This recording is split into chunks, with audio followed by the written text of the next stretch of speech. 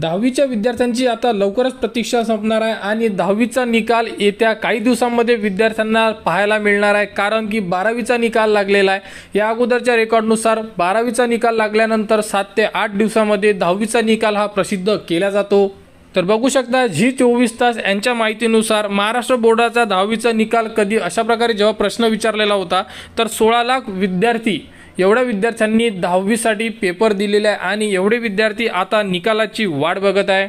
तर बघू शकता निकालाची संभाव्य जी तारीख आहे ही कधी देण्यात आलेली आहे, यामध्ये संपूर्ण अपडेट दिलेली आहे। तर बघू शकता मे महिन्यामध्ये, म्हणजे या महिन्यामध्ये 13 मे ते 15 मे या कालावधीत निकाल लागण्याची दाट शक्यता दर्शवली जात आहे। आणि त्यानुसार जर अपडेट चेक केली तर दहावीचा निकाल हा 2 तारखेला जाहीर झालेला होता आणि निकाल जाहीर झाल्यानंतर तिथून 7 दिवस आतापर्यंतच्या रेकॉर्डमध्ये ही माहिती आपण लास्ट व्हिडिओमध्ये बघितलेली आहे की 7 दिवसाच्या टाइम पिरियड नंतर विद्यार्थ्यांचा निकाल जाहीर केला जातो। यामध्ये 13 ते 15 तारीख देण्यात आलेली आहे, परंतु विद्यार्थ्यांचा निकाल तुम्ही सुद्धा चेक करा, हा निकाल तुम्हाला 10 तारीख किंवा 11 तारखेला उपलब्ध होण्याची शक्यता दाट दर्शवली जात आहे। यामध्ये Zee24 तास यांच्याकडून तरी 13 तारीख आणि 15 तारखेचा मधातला टाइम दिलेला असेल, परंतु विद्यार्थ्यांचा निकाल हा 10 किंवा 11 तारखेला लागू शकतो, कारण 3 वर्षाचा जर रेकॉर्ड चेक केला त्यामध्ये 6, 7 किंवा 8 या 3 दिवसाच्या टाइम पिरियडमध्ये, म्हणजे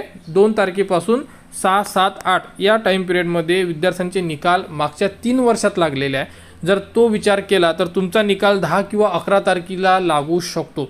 निकाल लागेल त्याच्या 1 दिवस अगोदर आपल्याला महाराष्ट्र स्टेट बोर्ड यांच्याकडून संपूर्ण माहिती उपलब्ध होणार आणि त्यानंतर आपल्याला काउंटडाऊन टाइमर सुद्धा सुरू करून देण्यात येणार आणि तिथून 24 तासामध्ये तुमचा निकाल हा जाहीर केला जातो। त्यामुळे आता संपूर्ण विद्यार्थ्यांनी वाट बघा, कारण की आता काहीच दिवसात तुमची निकालाची प्रतीक्षा संपणार आहे। संपूर्ण विद्यार्थ्यांचे निकाल सुद्धा जाहीर होणार आहे। त्यानंतर 11वीची ॲडमिशन प्रोसेस सुरू झालेली आहे। विद्यार्थ्यांनी पार्ट 1 भरा। या व्हिडिओच्या डिस्क्रिप्शनमध्ये पार्ट 1 कसा भरायचा संपूर्ण माहिती दिलेली आहे, त्याप्रकारे तुम्ही तुमचा पार्ट 1 भरून ठेवा। आणि ज्या विद्यार्थ्यांना पॉलिटेक्निक करायचं असेल किंवा ITI जरी करायचा असेल तर त्यांची अजून ॲडमिशन प्रोसेस सुरू झालेली नाही आहे, लवकरच ॲडमिशन प्रोसेस सुरू होणार आहे। पॉलिटेक्निकवाल्यांसाठी डॉक्युमेंट लिस्ट व्हिडिओच्या डिस्क्रिप्शनमध्ये दिलेली आहे, त्याप्रकारे संपूर्ण माहिती चेक करून ठेवा। ITI वाल्या विद्यार्थ्यांना सुद्धा डॉक्युमेंट लिस्ट देण्यात येणार आणि पॉलिटेक्निक आणि ITI निकाल लागल्यानंतर प्रोसेस सुरू होणार आहे।